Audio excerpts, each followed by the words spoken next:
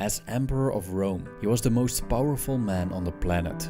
Yet, as opposed to many of his successors and predecessors, Marcus Aurelius aimed to live virtuously on a consistent basis.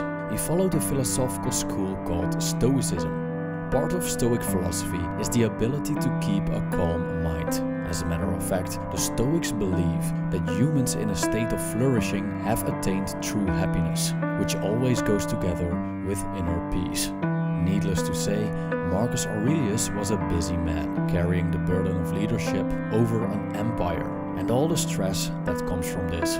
His work, Meditations, gives us an idea of how he coped.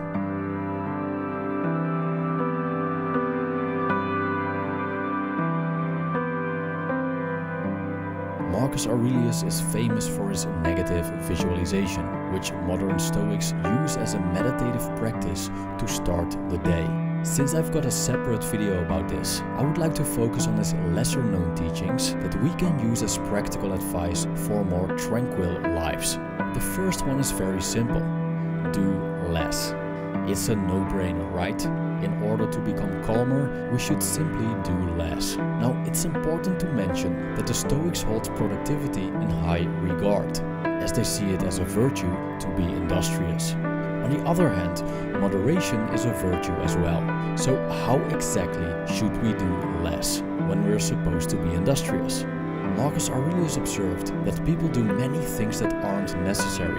In the current age, we have access to almost unlimited entertainment, so it's very easy to get caught up in all kinds of non-productive activities. With doing less, Marcus Aurelius also meant talking less. Many conversations are nonsensical, lead to nowhere, and only waste our time and energy. So doing less means doing the essential. And doing the essential not only means that we cut out the nonsense, but also that we work more intelligently and efficiently. A big advantage that we gain from this, besides tranquility, is that we can do less better. Doing the essential consistently takes a mindful approach. I quote, "If you can eliminate it, you'll have more time and more tranquility. Ask yourself at every moment, is this necessary? But we need to eliminate unnecessary assumptions as well to eliminate the unnecessary actions that follow." End quote. A good habit that helps to stay focused on our daily endeavors is making a list of tasks the night before.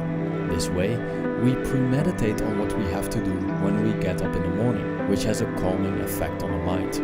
Because when we design our days beforehand, there's one less thing for the mind to worry about. 2. Short escapes. In another video, I've explained that the Stoics aren't too fond of traveling for recreational purposes and don't see it as a good way to seek tranquility. The reason for that is that wherever we go, we take ourselves with us, so the effects of traveling are only temporary. Thus, as soon as the novelty subsides, we'll be confronted with our own minds again.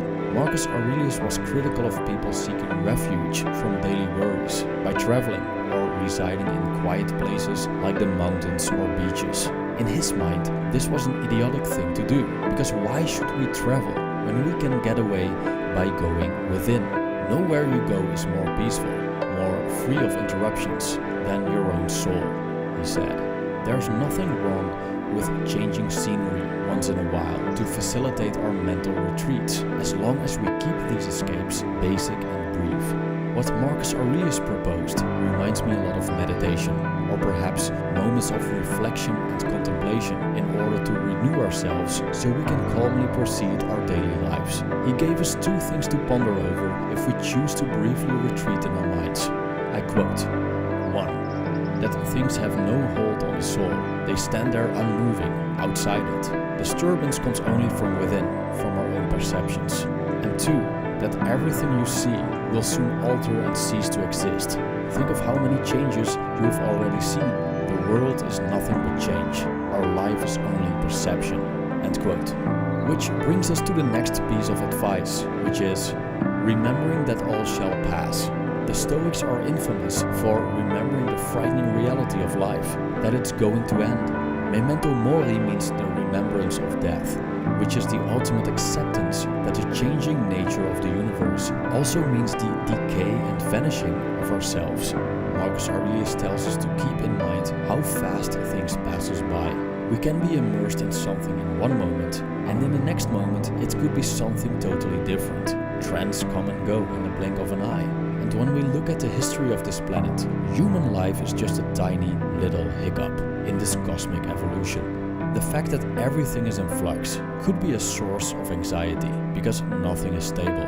And eventually we will be separated from our possessions and loved ones. But it can be a source of calm as well. The realization that everything is temporary means that there is no point in clinging to good times and being strongly averse to bad times. Happiness is a relative thing. Even in prison, there are good and bad days. And even millionaires experience joy and suffering. This means that our inner world, thus the way we perceive our life situation and how we react to that, is also in flux. Moreover, we can influence how we react to change. So why should destiny concern us so much?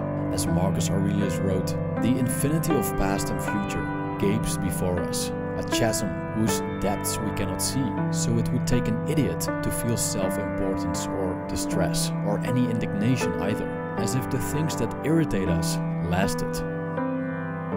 Thank you for watching.